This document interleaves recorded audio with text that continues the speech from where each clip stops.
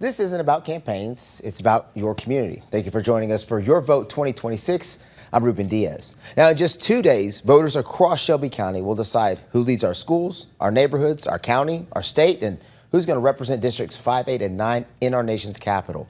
Tonight, we're helping you get ready. We'll explain what's on your ballot, why these races matter. We're going to answer your questions, and we're going to hear directly from people across the Mid-South about what's most important to them.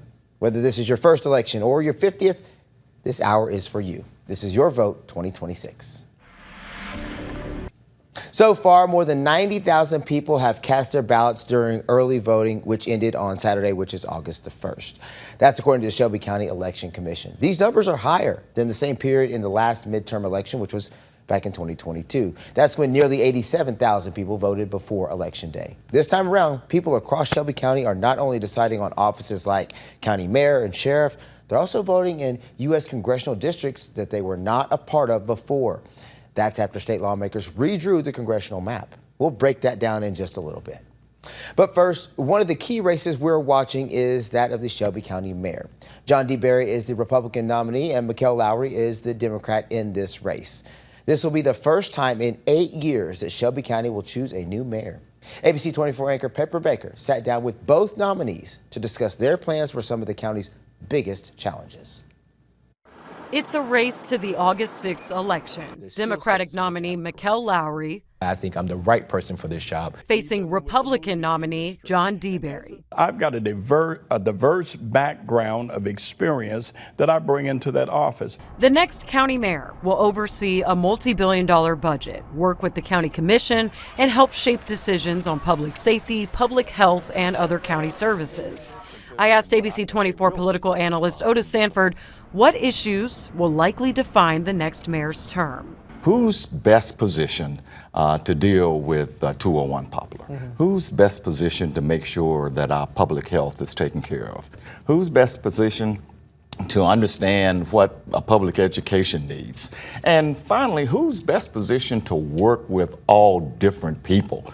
Democrats, Republicans, people in Nashville. I took those issues straight to the candidates. First, what's the plan to fix the Shelby County Jail, known as 201 Poplar? I will, within the first 100 days, put together various groups of experts and folks with superior knowledge who will come and look at all of these issues that we've been kicking down the road. Yes, I believe we got to prioritize that project. Yes, I believe we need a new jail eventually, but that is almost a decade in the making. So we got to start talking about what's the plan, and that may outlive my term if elected, or whoever the next sheriff will be their term as well. But you got to work in collaboration. Shelby County government passed a 2-cent property tax increase and $125 million in loans until those property tax bills kick in at the end of the year.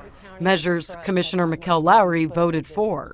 I hope that Shelby Countyans will see that we've been really good stewards of the budget. We haven't had a property tax increase in the county in over 15 years. There's not a lot to ask of our citizens when we say, who do we want to be?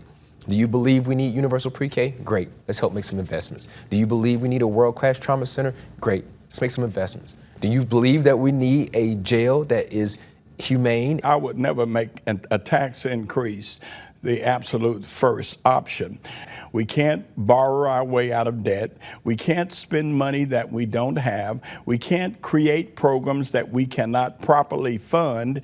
In essence, before we go side-die in Nashville, we've got to pay the bills, protect our bond rating, protect our credit rating, and make sure that we have money in the rainy day fund. Lastly, partnerships. So what is your vision for what a cohesive, professional, effective Shelby County government looks like? I have been a bridge builder in Nashville for over 30 years. I have been known as a consensus maker, as a person that worked with both Democrats, Republicans, black, white, I don't care who you are, where you live. Making public policy demands public input, public access, and public responsibility. I say the job of county mayor really is chief relationship officer. It doesn't do anybody any good to see us bickering in public. We all need each other to be successful to move our county forward. The mayor can't do it by themselves. The county commission certainly can't do that with the legislative body, nor can the sheriff or any clerk. We have one job to do, and that's take care of our citizens. Shelby County voters will choose their next county mayor on August 6th. And come August 6th, the choice lies in the hands of Shelby County voters. For ABC24, I'm Pepper Baker. Now, that next county mayor will be working closely with the next Shelby County sheriff. It's now between Democrat Anthony Buckner and Republican Brad Less. Whoever wins will inherit one of the biggest challenges facing the sheriff's office, the future of 201 Poplar. ABC24's Shakina Davis explains how years of problems have led to a facility now facing a questionable future. From staffing shortages and overcrowding to extreme heat, flooding, and aging infrastructure, the problems at 201 Poplar have continued to pile up. So, how did we get here, and what will the next sheriff have to deal with? Here's a look back at the issues that have shaped 201 Poplar and what comes next. For years, 201 Poplar has been at the center of concerns about the Shelby County Jail. But this isn't a new problem. It's a story that's been building one issue at a time. Start with the building itself. Sheriff Floyd Bonner has said 201 Poplar was never designed to be a long-term housing facility, but that's what it's become. By August of 2025, the jail was housing about 2,800 people, according to Sheriff Bonner. And staffing was also a major concern, with the sheriff's office reporting shortages of corrections deputies and law enforcement officers. Those concerns have also included inmate deaths. In 2025, at least 13 people died while in custody of the sheriff's office, raising questions about medical care, staffing, and conditions inside the facility. Bonner told ABC24 previously that a new facility could help relieve pressure on staff and people housed inside. But a new jail wasn't the only solution being discussed. Then in 2016, the problems inside 201 Poplar became harder to ignore. On June 6th of this year, the main jail's chiller system failed, according to the sheriff's office. Temperatures in parts of the building rose above 92 degrees. The sheriff's office say they brought in fans, dehumidifiers, and portable air conditioners and distributed Gatorade throughout the facility. But the heat still had consequences. According to the sheriff's office, 14 people housed inside received medical treatment for heat-related illnesses. One was briefly hospitalized. 5 kitchen employees also got sick and were sent home. Temporary chillers eventually helped cool most areas, but the list of concerns didn't end there. The sheriff's office also reported roof leaks, diesel fuel leaks from emergency generators, and a fire alarm system that had been out of service for more than a month. And then came another problem. Water. A water main break caused flooding, forcing General Sessions Criminal Court to close and delaying some cases. That created another problem because when court cases are delayed, people can wait longer for their cases to move forward, and some may remain in an already crowded jail. That's something DA Mulroy spoke with ABC24 about. So, who is responsible for fixing these issues? Well, the sheriff's office runs the jail, but the county owns the building. Sheriff's office leaders have called for permanent repairs and blamed the county for not moving fast enough. County leaders say work on repairs is ongoing, and Mayor Lee Harris has blamed the sheriff's office for not having a proper plan to deal with issues. And now, those questions are being raised as we enter the county's general election. The next Shelby County sheriff will take office facing a facility with immediate problems and a much bigger question about its long-term future. And the question for voters isn't only who will leave the sheriff's office, it's how that person will address the growing list of challenges at 201 Poplar and whether the future means fixing the building or building a new one. The Shelby County general election is August 6th. The next sheriff will face those immediate concerns at 201 Poplar while also deciding what comes next for the jail long term. In the studio, Shakina Davis, ABC24 News. All right, thanks, Shakina. Now, if you've been in one of these really long lines in the past to handle things like your car registration, then you know the importance of the office of the Shelby County Clerk. Now, one of these candidates would be tasked with making those processes run more smoothly. Those are Democrat Lasagna Hall or Republican Tina Montgomery. They're both for that. We're also closely watching the election for 4 seats on the Memphis-Shelby County School Board, as voters make their choices for representation in districts 1, 6, 8, and 9. A battle is playing out in court over how much power the school board will actually have. ABC24 anchor Yvonne Cooper walks us through where this all stands right now. The first bell has rung, ushering in the 2026-2027 school year at Memphis-Shelby County Schools. But while students are back in the classroom, the future of who will govern the district remains uncertain. In just 2 days, voters will choose school board representatives in districts 1, 6, 8, and 9. At the same time, a state-appointed oversight board is still waiting to learn whether it will be allowed to exercise the authority granted to it under state law. Mr. Clerk, please take the vote. Aye, 73, 19 nays. Back in May, state lawmakers passed legislation creating the Educational Oversight Board after days of heated debate. If we're going to help our citizens across West Tennessee, across this state, we have to have additional resources and tools. This is one way of doing it. I would take advantage of it. I think my communities would, if that were necessary. Memphis and Shelby County Schools received an advancing designation. What does advancing mean? The district is showing progress across key metrics. The 9-member board would have the power to approve the district's budget, override decisions made by the elected school board, and approve contracts worth more than $50,000. But some Memphians told us the district's challenges go far deeper than what a state takeover can fix. For us to expect our children to perform like everyone else in the state coming from impoverished areas is absolutely ludicrous, and I am not for a state takeover, and I support MSCS 100%. While the state prepared to put the board to work, the court stepped in. The Oversight Board met in June to elect its leadership, but before it could begin officially operating, a federal judge temporarily blocked the takeover. Meanwhile, the elected Memphis Shelby County School Board retains its authority while the case moves through federal court. The school board and Shelby County government argue the new law unconstitutionally strips power from the local elected board. They think they're voting for the direction that our community should go in, but the state has already passed legislation to say that their votes are meaningless. As the legal fight continues, a separate state audit has also put the district under intense scrutiny.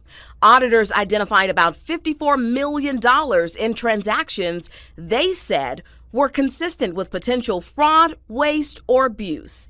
State investigators have referred their findings to prosecutors for review. I believe there is information in this report that absolutely could lead to indictment, but that's not for me to say. We have to work again with the local district attorney and perhaps more importantly, the United States attorney, who I can assure you is anxiously awaiting a copy of this report. For now, as voters prepare to elect 4 members of the Memphis Shelby County School Board, a federal court will ultimately decide just how much authority that elected board will have moving forward.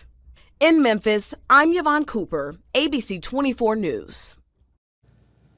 Now, remember, this is the general election for Shelby County as well as the state primary. So when you go to the polls, you'll have to choose a ballot based on your party affiliation. Now, this is what the Republican ballot looks like. It includes GOP candidates for governor, state lawmakers, along with U.S. congressional seats 5, 8, and 9. The Democratic ballot is the same for Shelby County. It just has the Democratic candidates for governor, state lawmakers, along with those U.S. congressional seats 5, 8, and 9. Before you head out to the polls, don't forget your ID. It can be any one of these things: the Tennessee State issued driver's license, a U.S. passport, a State Department of Safety and Homeland Security issued ID, a state, federal, or military ID will work as well, or a Tennessee issued handgun permit will work. Remember, it must include your picture, but it does not matter if the ID is actually expired. And if you run into any problems when you go to the polls, we want to hear about that. Just text the word polls to the number you see on your screen. It's 901-321-7520. Make sure and give us the details of what issues you faced and where it all took place. Stay with us. We're back after the break with more Shelby County Votes 2026. Your county, your vote, you decide. My name is Gabe. I'm here in Whitehaven at my job putting her.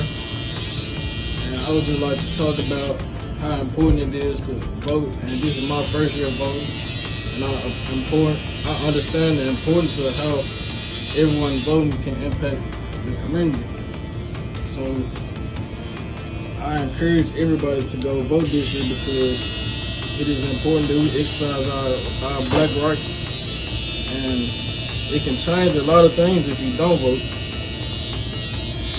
Like people with food stamps and disabilities and other things. So I think everybody should go vote. And this year will be my first time voting, so I'm gonna make sure I choose the right person to represent everybody.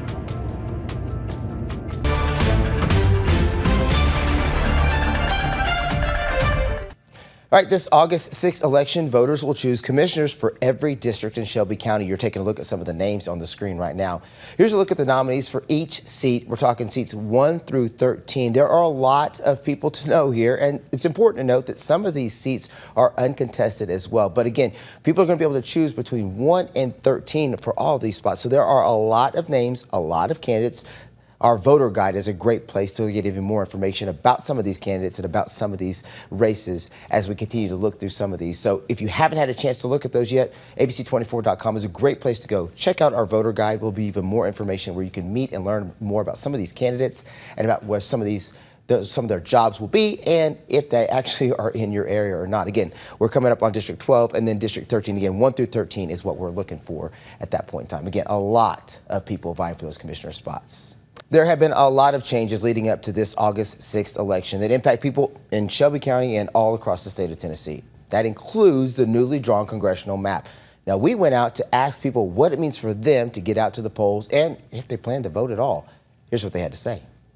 I've already early voted. It's basically given to us via the Constitution when you're of age. Second of all, I think it's important to choose going forward who the elected leaders will be. Do what you please. I don't care what you do, but I mean, I will not be voting. We need to make our voices heard. Please do it. It makes a difference. Every little vote makes a difference. If you want something to be done with our community, it's important to go vote, so that way you know the right person gets picked when you vote. I've been thinking about it. The execution has not been there yet.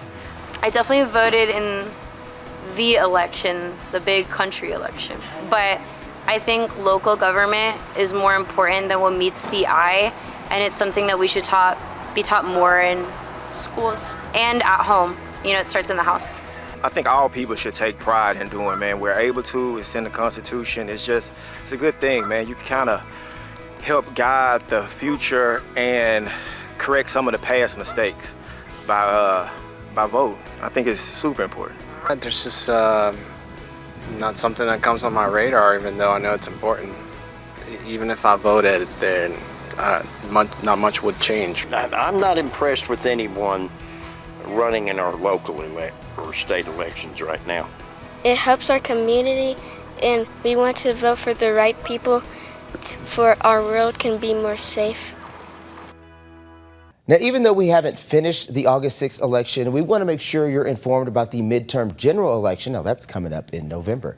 So if you haven't done it yet, you have until October the 5th to register to vote to be eligible for that election. Anybody who's not planning to vote in person can request an absentee ballot from August 5th through October 24th.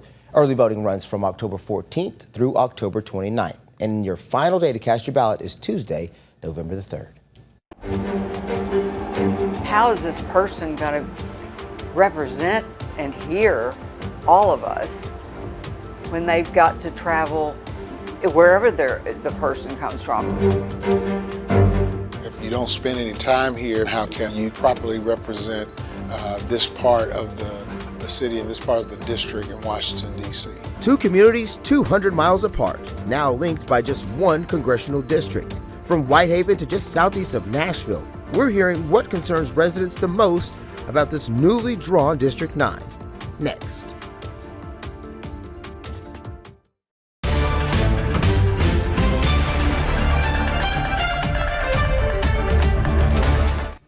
All right, aside from being the Shelby County general election, this is also the primary state races, including Tennessee's governor race, right? Here's a look at the Republicans in that race. We're talking about Marshall Blackburn, Monty Fritz, and John Rose, all vying for that spot. And on the Democratic side in that race, there's Carnita Atwater, Tim Sire, Jerry Green, Adam Ditch Kurtz, and Kevin Lee McCants.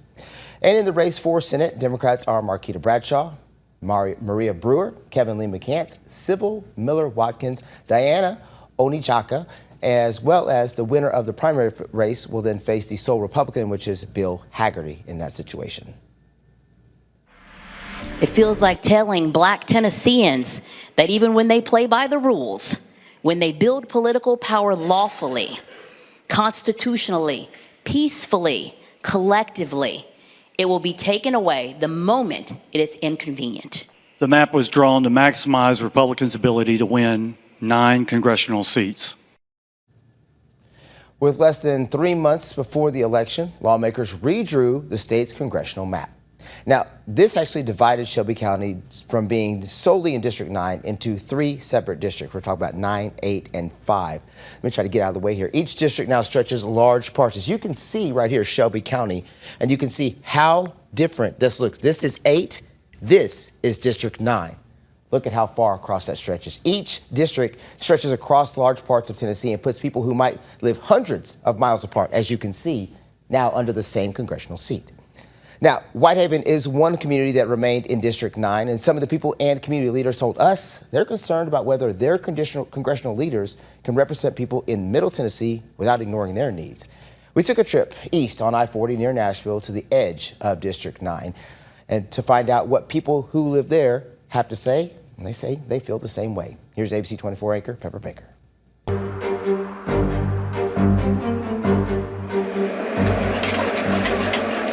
Whitehaven is near and dear to my heart. Chef Jason Gardner knows Whitehaven. He's been there his whole life. I played basketball here. I went to school here. I live here. Now he cooks there. I am the co-owner of Trap Fusion 901. It's a restaurant along Bowingshire Drive, just off East Shelby Drive. Whitehaven's changed a lot, but we still have a lot of homeowners here. As someone who says he's seen the community transform, Gardner questions why homes and businesses that were once thriving now sit empty. Why do we have to deal with this big Southland Mall? It's a big empty hole in the heart of our neighborhood. No, tear it down. Let's make it a mixed-use property. Whitehaven, home to Graceland, the second most visited house in America. Gardner says the rest of the community needs a boost. Whitehaven needs investment. It's a concern Dr. Selwyn Backus shares. He's been pastor of Middle Baptist Church on Whitehaven Lane for the past 18 months, but his deep roots have drawn him to Whitehaven since childhood. I've seen the progression of what Whitehaven has become, both the good and the things that still need improvement. Both men say one reason investment matters is having elected leaders who understand their community. That's why they are closely watching Tennessee's new congressional map. They worry the newly expanded 9th Congressional District could make it harder for one representative to address the needs of places so far apart. The way that the district has been divided is going to make that very problematic. Republican lawmakers who supported the new congressional map have said the districts comply with federal law while balancing population changes across the state. This map is what we're talking about.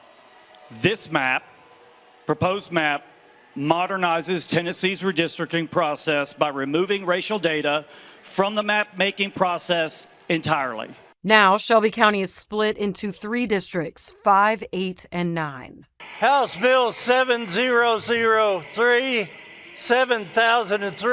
having received a constitutional majority, I declare it passed. As for District 9, the boundaries now stretch as far away as 20 miles southeast of Nashville. Backus worries it could be difficult for the next District 9 congressman to meet the needs of a community 200 miles away without ignoring Whitehaven. If you don't see the needs and the necessity for improvement, for infrastructure, if you don't spend any time here, if you don't have any real familiarity with it, I really don't understand how you can properly represent this part of the city and this part of the district in Washington, D.C. Will Frazier of the Greater Whitehaven Economic Redevelopment Corporation agrees. Let's make sure that the people get the right representation at the decision-making table. From his office on Elvis Presley Boulevard, he says he hears concerns of people who live nearby. Where do we go from here? What's going to happen to our community?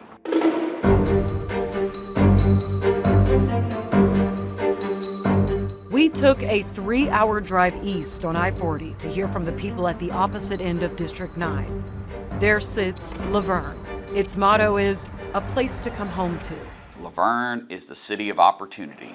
That one's got a tomato on it down there. It's where Luann and Dennis Grandinetti have lived for 37 years. Oh yeah, we like Laverne. Raised a family there and have watched Laverne grow. Everything around Middle Tennessee affects us more than it's going to be in Memphis. They are also concerned their part of District 9 might not get a fair shake. Well, it might be someone 200 miles away, or it might be someone in rural Tennessee on the southern border who can't meet our needs here as a suburban community either, because they're in a rural part of the state. Luann, who now relies on a wheelchair after a medical condition damaged her spine, is now concerned about accessibility and looks to the federal government for change. I know some of the disability issues, which are new to me because, I've been in this situation for about 4 years now. Those kind of issues have been kind of not even addressed. Two communities, 200 miles apart, now connected by one district, each with a very different demographic makeup. According to the 2020 U.S. Census, Laverne is home to about 40,000 people, a population that is 43% white, 25% Latino, and about 25% Black. The median income is about $81,000 a year. Meanwhile, Whitehaven is home to around 42,000 people. 92% of them are Black. The median income is around $40,000. Well, very little in common demographically. We need to be in the section with part of Nashville. The stark difference has people in Laverne questioning why the two communities now share the same district. And with congressional representatives, with the House of Representatives never increasing in size, we already have representatives representing 700,000 people per district. And having that many people spread out over that much space, there's no way you can do constituent representation. Like Shelby County, Laverne also has more than one congressional district. Everything to the north of I-24 is Congressional District 4. Everything to the south of I-24 is Congressional District 9. Laverne Mayor Jason Cole says the sudden change had some people confused. Many of them were not aware. Mayor Cole is now not only navigating informing residents about these congressional changes, but also a growing population. He says the city needs federal help to fuel several projects. Whether it's infrastructure, supporting our police and fire, our first responders, and just being here, being visible. The same needs people in Whitehaven are asking for. Concerned about safety, concerned about education, concerned about infrastructure. Whitehaven needs infrastructure. In the end, whether it's Whitehaven or Laverne, people in both areas don't want to be ignored. For many in our community saying, if you don't know what we're dealing with here in Memphis and Whitehaven, how can you properly represent us? We don't want to be forgotten. Again, depending on where you live, you could be in either districts 5, 8, or 9. Now, here's a look at the candidates running for each of those seats. In District 5, the Democratic candidates are Yolanda Cooper Sutton, Devontae Hill, Rachel Hurley, Carrie Ann Iaconini, Chaz Mulder. Now, on the Republicans, you have Charlie Hatcher, Andy Ogles. In the District 8 race, the Democrats are Dewey Gordon-Bryan, Jordan D. Hinders, Heidi Kuhn, and Leonard Perkins. The sole Republican here, by the way, is David Kustoff. Now to District 9. The Democrats are M. LaTroy A. Williams, London Lamar, Justin J. Pearson, Jim Torino. And on the Republican side, you have Charlotte Bergman, Britt Taylor, Jeremy Thompson, and Todd Warner. There's so much to navigate in this voting process, and here are a few things to remember as you make your voting plan. First, check your polling location to make sure nothing has changed at the last minute. Also, take a look at a sample ballot ahead of time and review the final list of candidates for county, state, and federal offices. And of course, do not forget your ID. Once you get to the polls, use the machine-marked ballot or ask for a hand-marked ballot. After you've made your selections, double-check them before you cast your ballot. There needs to be 60% turnout in November in Shelby County. If it is, I think a lot of these Democrats have a chance. I do believe that. From voter turnout to the key races impacting Shelby County, ABC24's political analyst Otis Sanford is breaking down the August 6th elections.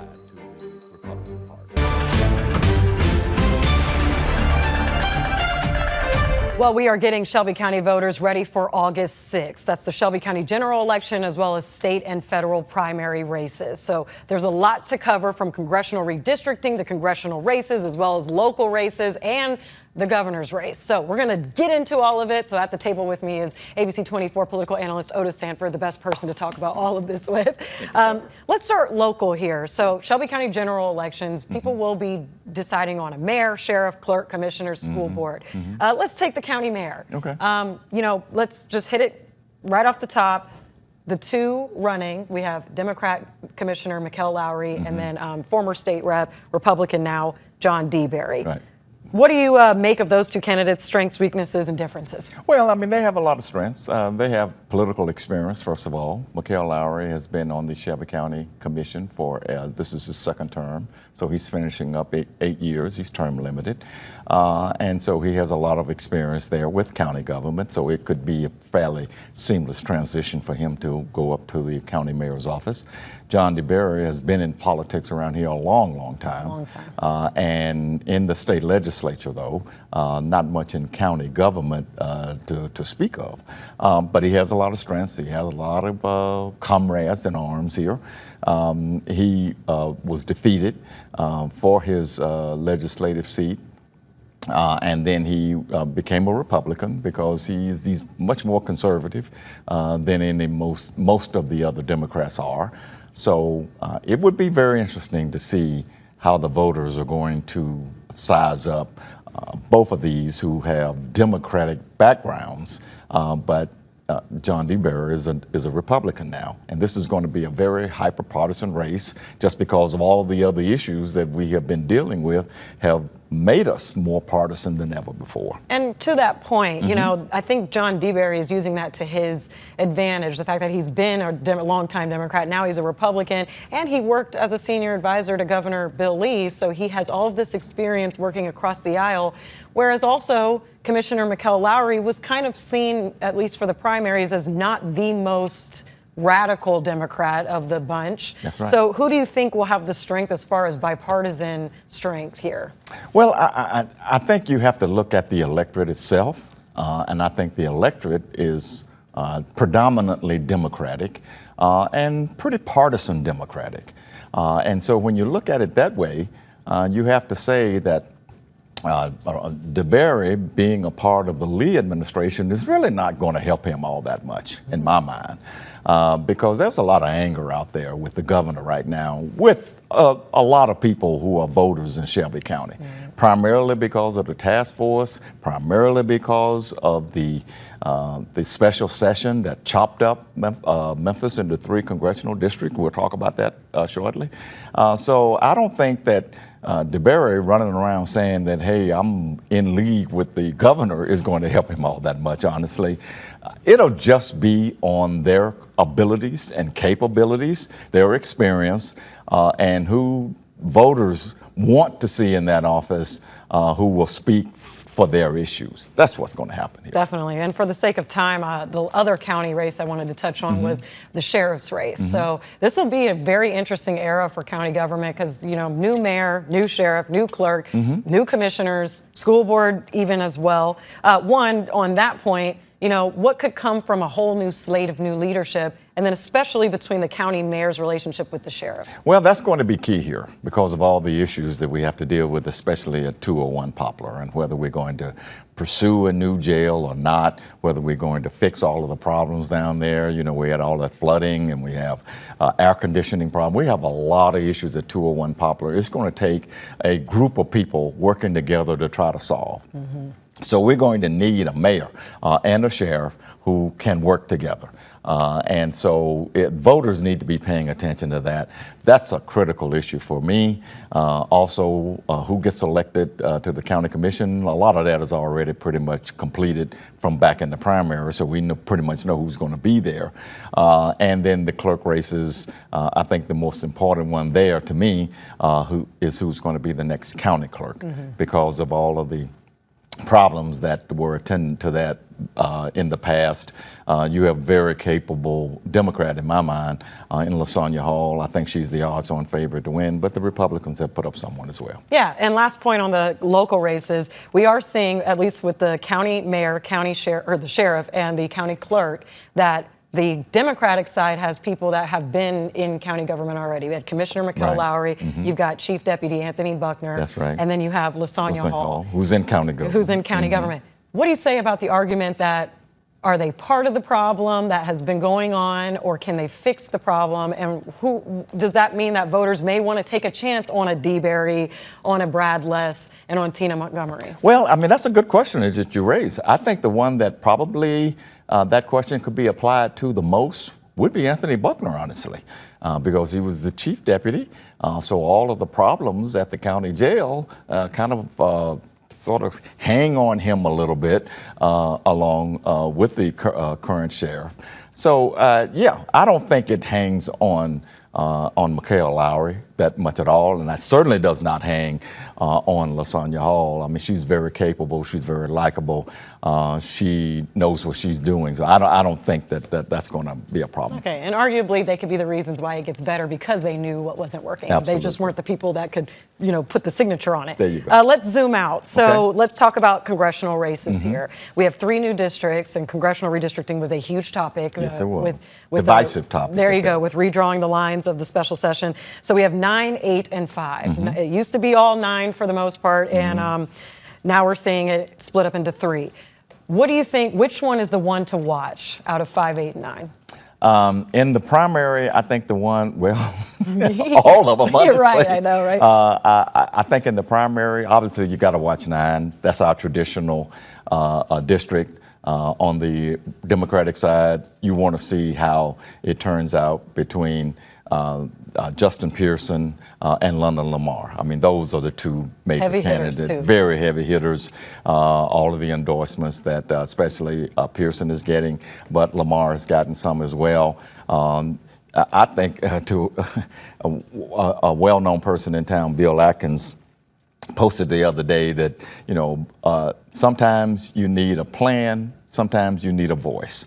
And I thought that was a pretty interesting comment on him, because I think London Lamar represents the plan, Justin Pearson represents the voice, and it depends on what voters want. In District 8, it'll be interesting to see if Chad Mulder, and as I expect him District to do, 5, I'm Chad sorry, Mulder. District 5, I expect Chaz Mulder to win the Democratic primary, and we'll see what happens there. If he goes up against Andy Ogles, a lot of Democrats are watching that. And then in District 8, of course, the incumbent is David Kustoff. He is probably, I don't think he has any opposition, and he does not. But on the Democratic side, you have 4 candidates running there. You have Gordon Bryant, Jordan Henders, Heidi Kuhn, and Leonard Perkins. And among that 4, Heidi Kuhn probably has the most name recognition because she has been in the clerk's office here for 8 years. But Gordon Bryan is spending some money. And I get a lot of mailers because I'm in District 8 now, and I get a lot of mailers from him. Hadn't gotten all that much from others. So it'll be interesting to see what happens there. I agree with that too. I know we've talked on ABC24 this week that 5 is going to be one to watch because there's some blue spots in there that people don't realize across the entire district. No question. Okay, we have to keep it going with the sake of time. Let's talk about the governor's race. We do know that we have Republicans, Senator Marsha Blackburn, we have Representative John Rose, and then we have Monty Fritz. We're also seeing the Democratic side with the Memphis names, Dr. Carnita Atwater and Councilwoman Jerry Green are the ones that are probably most familiar in Memphis, that is. Right. So, yeah, we're not seeing a debate between the Republicans. I mean, arguably, we haven't seen one against the Democrats either. Right. Hopefully we'll see one after the primary. But front runner, in your mind, a lot of people say Senator Marsha Blackburn, but, could it be closer on the Republican side than we might anticipate? I think it's getting closer, primarily because of all of the scandals that we've been hearing about and talking about recently involving Marsha Blackburn and all of the dissension in her office and whether she has violated the Hatch Act or not. Also, the fact that she refuses to do debates. And we need to have a debate between these candidates. Neither one of them is an incumbent. We need to know what their plans are. We don't need them talking to us on only on television ads where you talk about issues that most voters don't care about. You're not talking about affordability. You're not talking about health care. You're not talking about high gas prices. You're talking about what you want to talk about. And that, for Blackburn's sake, that's crunching up fortune cookies. Fortune cookies. Come on, we don't want to hear that because that's not getting to where we care about. And so I think the voters are being shortchanged there and taken advantage of. There should have been some debates, but I do think that the race is going to tighten as we get closer to Election Day. And on the Democratic side, do you think Councilwoman Jerry Green is the front runner? I think you have to say that she is right now. Primarily because, Conita Atwater, she has some support here in Memphis. I just don't see that she has enough support here in Memphis. And it's going to take a lot of attention, especially when we're talking about statewide. Jerry Green touts the fact that she has lived in all three grand divisions and, she has a legal background.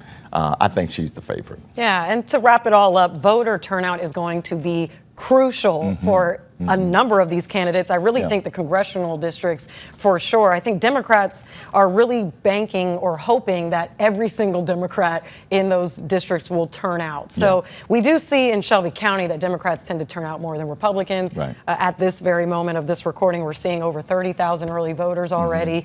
But what can they do to boost voter turnout? We've seen endorsements. We've had outside Congress people come into Memphis to try to support particularly some of the Democratic candidates. And we've seen Trump endorse Brent Taylor for District 9. So, what do voters need to do? And in your opinion, to make sure that they make a change? Well, I think when we talk about the candidates, whoever emerges from August 6th, in all three of these congressional districts, 5, 8, and 9, they are going to, I think the voters are going to be energized here in Memphis and Shelby County. They are going to have to get out into these outlying counties and try to reach as many independent voters as they possibly can. Because believe it or not, Pepper, there are a lot of independent voters out there. They are not all tied to the Republican Party. I think the Republicans in the legislature were banking on the fact that if we put a lot of counties, a lot of rural counties into these districts, we are a shoe-in. That's not necessarily the case. And so, especially in District 5, if Chaz Moulder is the Democratic nominee, and I expect that he will be, he has help with his father-in-law, Craig Fitzhugh. In Ripley, who is very well thought of out there. And he's from Columbia. And so he's going to have to work hard to reach those independents out there, and even some Republicans who just don't like what this legislature did. They didn't have to do this, but they did it anyway because they were abiding by what Donald Trump wanted to have done. In 8 and 9, I think in 8 it's going to be a little tougher. Because we have an entrenched incumbent there in David Kustoff. In 9, we don't have an incumbent.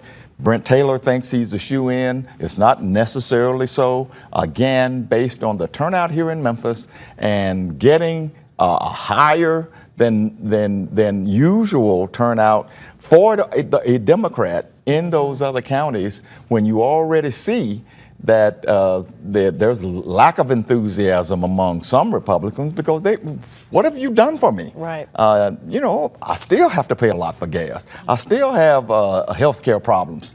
So I just think the harder you work here to get voters out the better it's going, the more competitive these races are going to be. And when we look at numbers, I'm just going to leave on this note, it's just that we saw in the 2026 primary in May that there was about 577,000 registered voters, of which about 90,000 came out. Now, the last comparable county general election without a president on the ballot was 2022. Right. And we saw around the same number, 580 or so thousand registered voters, 138,000 came out. Right. So that is the number to beat here, is 138,000 voters at least to come out. In Shelby County. In Shelby County, sorry. In Absolutely. Shelby County, to at least beat Right. the last similar county general election. But of course, if we could ever get all 580,000 well, that's voters to impossible. come out. But it needs to be presidential numbers here. There needs to be 60% turnout in November in Shelby County. If it is, I think a lot of these Democrats have a chance. I do believe that. But getting there is going to be a tough haul. People are just not conditioned to think about elections until a president is on the ballot. That's unfortunate, but that's what has to happen here if Democrats hope to win it all. Well, hopefully this segment will make them even more Get motivated. out and vote. Otis. It doesn't matter who you vote for. You can vote for any of these candidates. You can even vote for the independents who will be on the ballot in November. But get out and vote. That's your right. And I don't miss an election. Doesn't matter what it is. Get out and vote. All right, ABC24 will have complete coverage of the August 6th election. Wake up with ABC24 News starting at 6 a.m. before the polls even open. And stay throughout the day as voters across Shelby County make critical decisions in the county general election, along with the state and federal primaries. And once the polls close, we will bring you the results of the key races as they come in, along with live team coverage as the winners declare victories. That's on our ABC24 app starting at 7 o'clock that evening. And you can find everything you need to know to stay on track for the August 6th election on our voter guide. That's where you can also get another look at the sample ballots and find your polling place as well. You can also watch our full interviews with several candidates running for county and state offices. It's available right now on our website, abc24.com. Stay with us. We're back with more Shelby County votes after this break.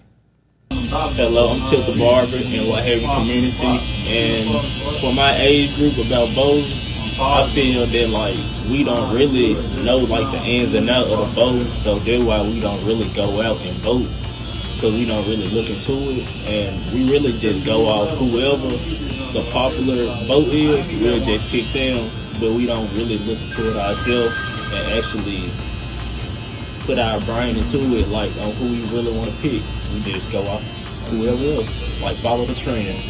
So this year, I'm gonna actually look into the people and see who I really need for our point of view and who I like.